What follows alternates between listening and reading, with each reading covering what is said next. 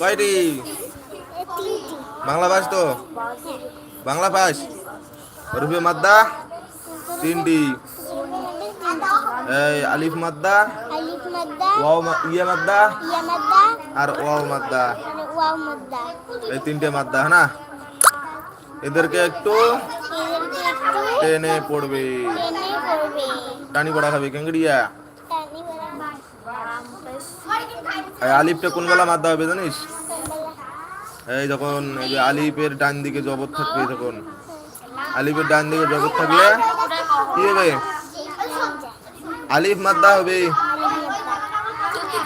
শুনিম বল, আলিফ মাদ্দা কাক কয়? কাক কয়? আলিফের ডান দিকে জবর থাকলে আলিফ মাদ্দা হবে, বুঝলি তো? কাক কয়?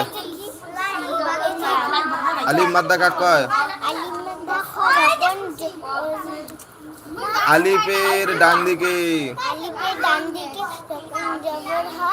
তখন আলিফ মাদ্দা হয়। আলিফ মাদ্দা কেমনি পড়া হবে?